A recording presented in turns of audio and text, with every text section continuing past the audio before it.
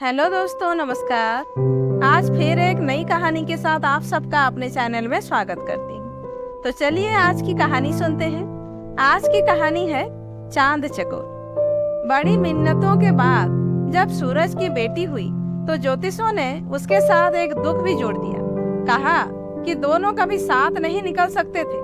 सूरज और चांद के साथ निकलने का दिन धरती पर कयामत के दिन के तौर पर दर्ज हुआ। इसलिए सूरज ने अपनी बेटी के रहने के लिए दूर एक पहाड़ की चोटी को चुना। बड़ी खूबसूरत सी दिखने वाली इस चोटी को चांद कोट कहते हैं। चांद कोट में चांद दो बलवान भैंसों के साथ अकेली रहती थी। वहीं खेती करती, चारा उगाती और अपनी भैंसों के साथ रहा करती थी। दूध की सफेदी जैसी उजली चांद पालक के टुकड़ों जैसी कोमल थी, पर उसके जीवन में जेठ के दिनों जैसी उदासी थी। उसके रूप पर आकाश के सारे राजकुमार मरते थे। सूरज को तो बादल खूब पसंद था। उसने बिना चांद से पूछे ही चुपके से उसका रिश्ता बादल से कर दिया था। एक बार सूरज के घर धरती से एक फटेहाल राजकुमार आया।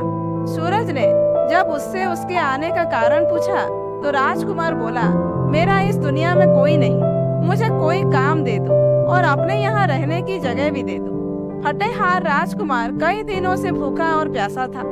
उसका हाल देखकर सूरज को उस पर दया आ गई और कहा, चांद कोट में मेरी बेटी चांद रहती है, तुम वहां जाओ और उसकी भैंसों के लिए चारा उगाओ और खाने के लिए खेती करो। राजकुमार चांद कोट की ओर चल पड़ा।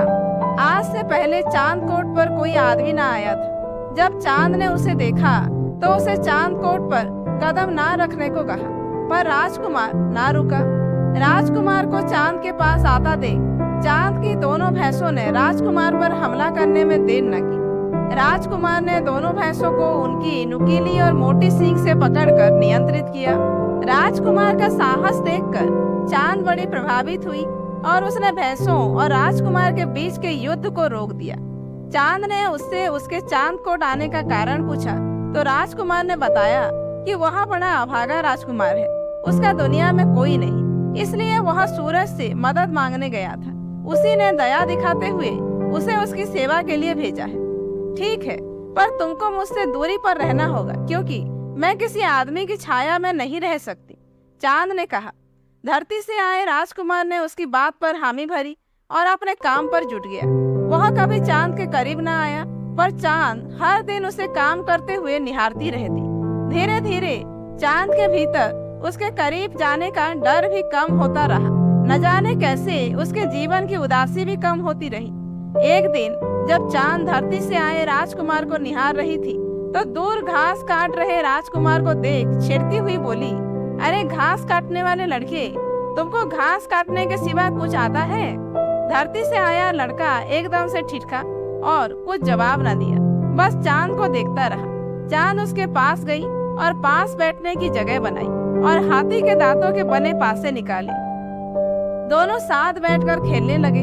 उस दिन के बाद से दोनों हर रोज बैठकर पासे खेलते और खूब हंसते। चांद कोट की पहाड़ी के आसपास बुरुंज खिलने लगे। न्योले चिड़िया के गाने हवाओं में सुनाई देने लगे। चांद कोट की पहाड़ी में प्रेम की बयार बहने लगी। चांद और धरती का राजकुमार एक दूसरे को प्रेम करने लगे। चांद और धरती के राजकुमार के प्रेम की बातें आसमान में तरह तरह से उड़ने लगी और खबर बादल तक पहुंच गई। बादल सीधा सूरज के पास पहुंचा और चांद की शिकायत करते हुए सूरज को उसका वादा याद दिलाने लगा। सूरज को जब चांद और धरती के राजकुमार के बारे में पता चला तो उसे खूब क्रोध आया। उसने उसी दिन चांद और बादल का विवाह करने की ठानी। जब सूरज ने चांद को अपना फैसला सुनाया तो वह खूब रोई। मतवाला बादल तो चांद को कभी पसंद ही ना था, पर सूरज ने उसकी एक न सुनी। बादल बारात लेकर चांद कोट की पहाड़ी पर आया और चांद और बादल के विवाह का मौका आया। सूरज ने बादल की खूब आवाभगत की और बादल के साथ 7 रंगों के वचन लेने को चांद को बुलाने लोगों को भेजा। चांद कहीं न मिली। लोगों ने उसे सब जगह ढूंढा, पर वह न मिली। सूरज की आदमी चारों दिशाओं में गए और आखिर में उन्हें चांद कोट के सबसे ऊंचे पेड़ पर लटका हुआ चांद का शरीर मिला। मौत के बाद भी चांद उजली और सुंदर लग रही थी।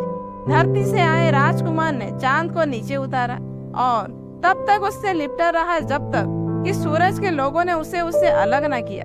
सूरज के लोग चांद का शरीर लेकर चले गए। धरती के राजकुमार ने उनका पीछा किया। नदी के किनारे चांद की चिता सजी हुई थी।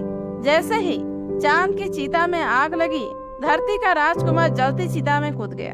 कहते हैं धरती के राजकुमार की रूह एक पक्षी में बदल गई और दुनिया उसे चकोर नाम से जानती है, जो आज भी अपनी चांद को ढूंढता फिरता है। तो दोस्तों, आज की कहानी यहीं पर समाप्त होती है। कहानी कैसी लगी कमेंट करके जरूर बताइए। अच्छी लगी हो तो एक लाइक कीजिए, अपने जानने वालों को शेयर कीजिए और ऐसे ही वीडियोज आगे देखने के लिए मेरे चैनल को सब्सक्राइब करना मत भूलिए।